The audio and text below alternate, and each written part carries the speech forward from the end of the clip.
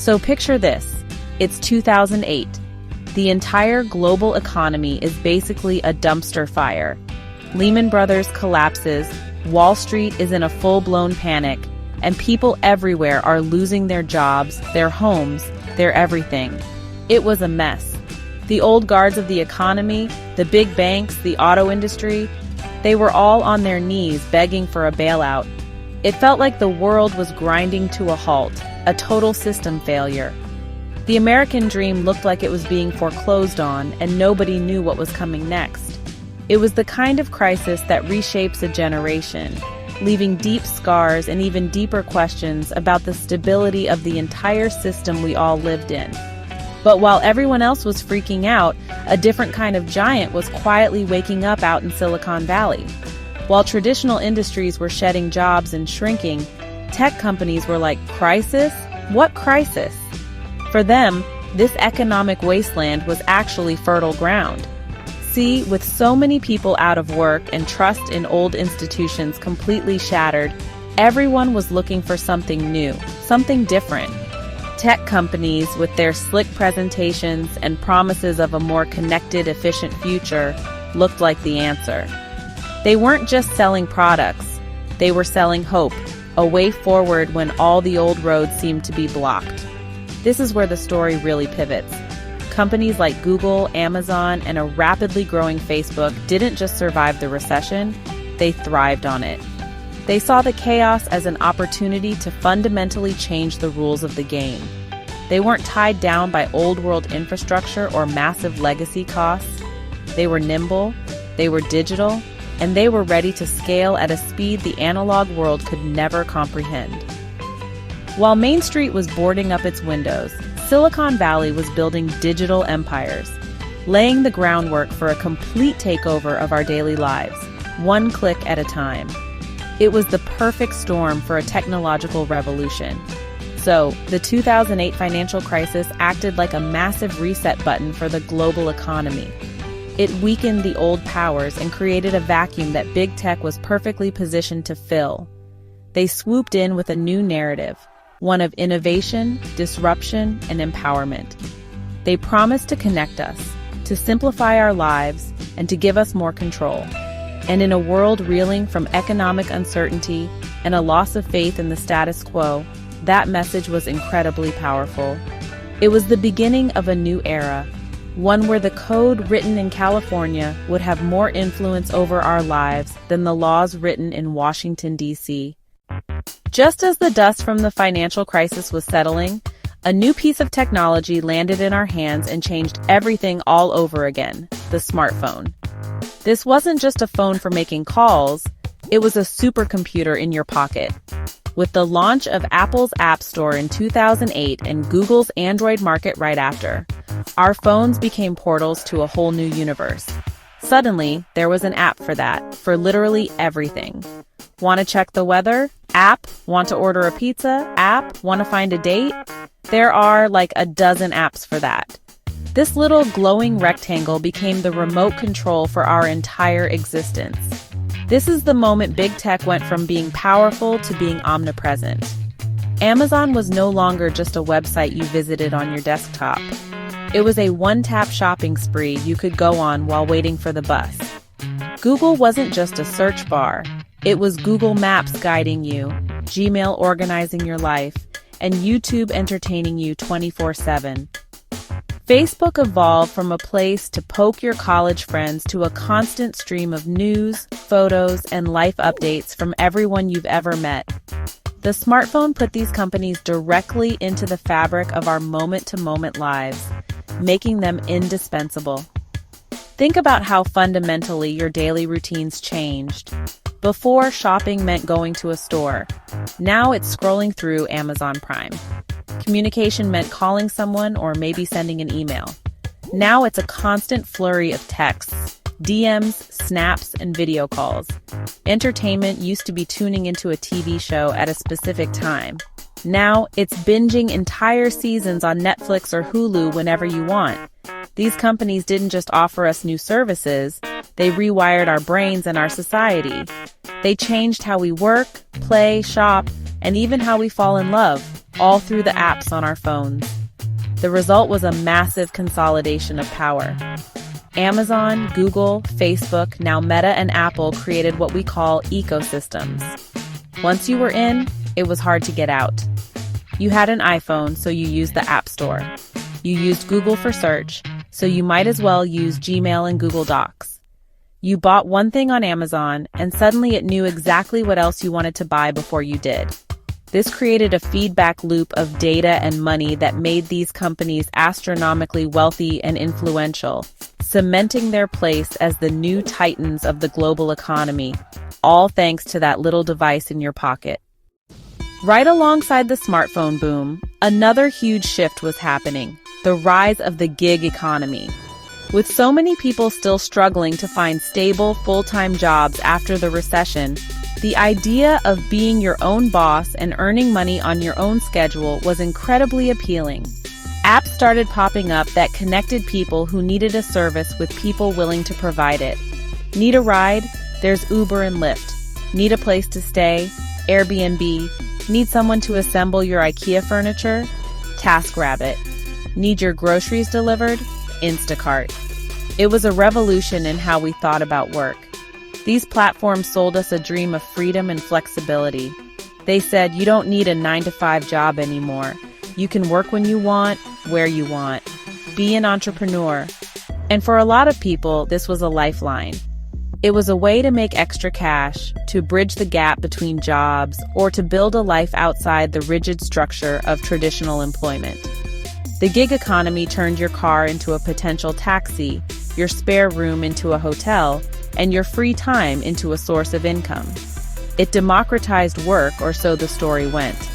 The barrier to entry was low. All you needed was a smartphone and a willingness to hustle. But let's be real, this wasn't just about empowering individuals. For the companies behind the apps, this was a brilliant business model. By classifying their workers as independent contractors instead of employees, they avoided all the costs that come with a traditional workforce.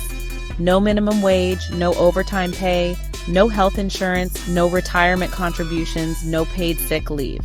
They offloaded all the risk and all the costs onto the workers themselves. The drivers had to pay for their own gas, insurance, and car maintenance. The hosts had to deal with unruly guests. The companies were just the middlemen, the tech platforms taking a cut of every transaction. So a whole new class of worker was born, the gig worker. These were the people powering this new on-demand world.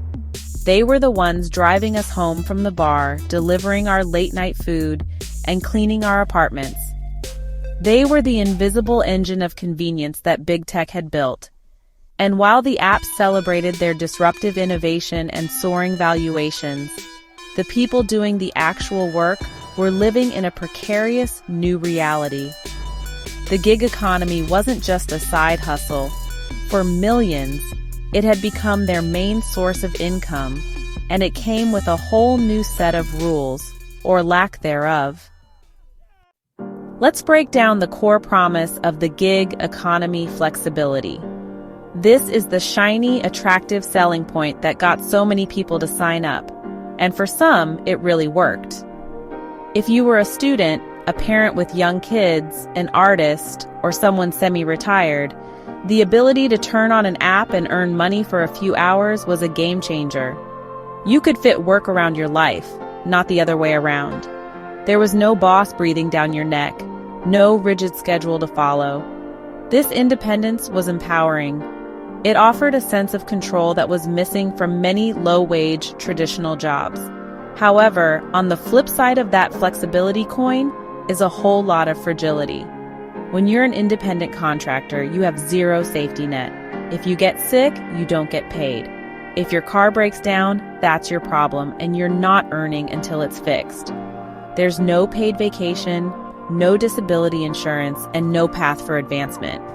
You're in a constant state of hustle, because if you're not working, you're not earning. This creates a huge amount of financial and emotional stress.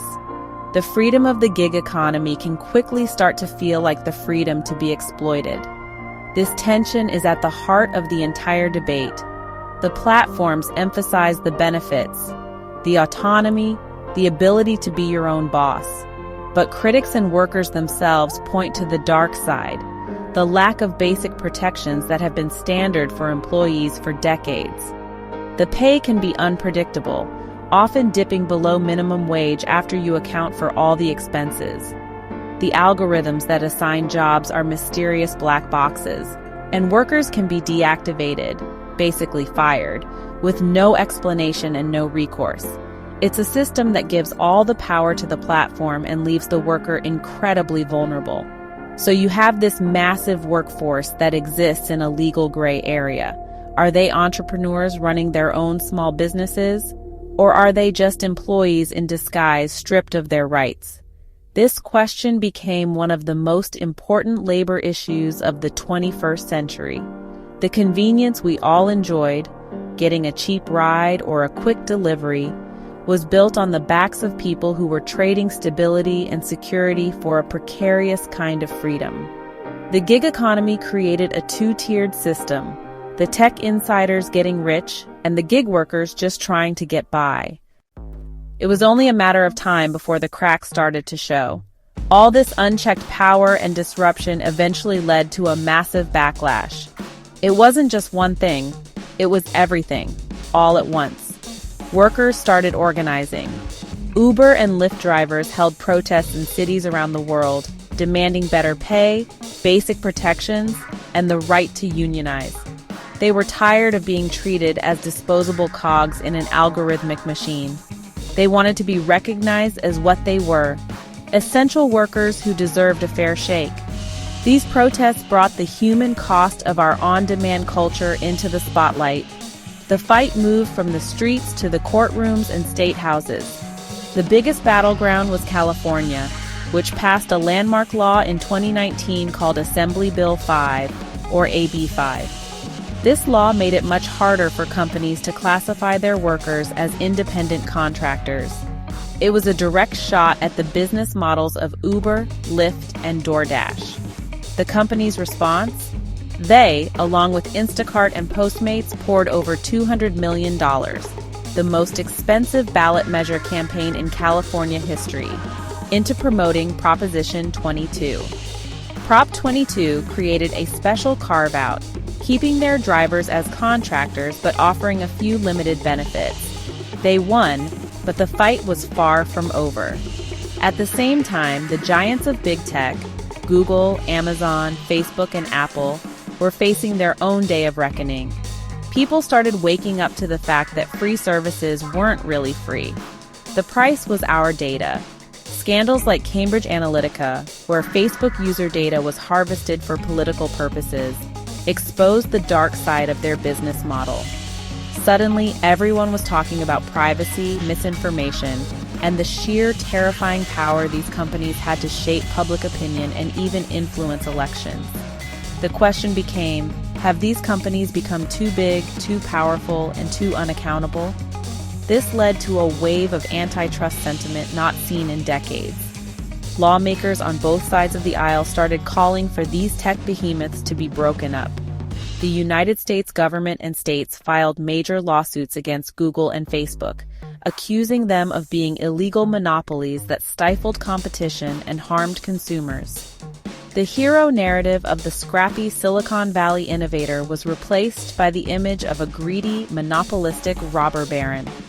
The techlash was in full swing, and the very foundations of the digital world were being challenged. And that brings us to today, June 7th, 2025. The last few years have been a whirlwind. The COVID-19 pandemic supercharged every single one of these trends. We became more dependent on Amazon for deliveries, on gig workers for our food, and on social media and streaming for our sanity while stuck at home. Big tech and the gig economy became even more embedded in our society, making them not just convenient, but essential. This hyper-dependence made the problems of power, privacy, and worker rights impossible to ignore any longer. It was the final push that forced a real conversation. The result of all this pressure, the protests, the lawsuits, the public outrage, is that the landscape is finally dramatically changing. Here in 2025, we are seeing the first wave of major federal legislation aimed at reining in big tech and redefining the gig economy. The casual, hands-off approach of the last decade is over. Lawmakers are now grappling with how to create a new social contract for the digital age. They are introducing bills focused on data privacy, algorithmic transparency, and antitrust enforcement. The days of tech companies writing their own rules are numbered. For gig workers, this means the fight for basic rights is starting to bear fruit. Following the models of laws being passed in Europe and some United States states, there's a serious push for a new category of worker, one that combines the flexibility of contract work with the essential protections of employment, like a minimum earnings floor, healthcare stipends, and the right to collectively bargain. The legal gray area is slowly being replaced by actual laws, forcing companies to take more responsibility for the people who make their platforms run. The debate is no longer if we should regulate, but how. So, what's next? The changes that started after the 2008 crisis have completely remade our world. They've given us incredible convenience, but at a significant social cost. As we stand here in 2025, the big questions remain. How do we balance innovation with fairness? How do we ensure that the incredible wealth generated by technology is shared more equitably? And how do we reclaim some control over our digital lives from the handful of companies that have come to dominate them? The battle for the soul of the digital economy is here, and how we answer these questions will define the next chapter for workers, families, and society as a whole.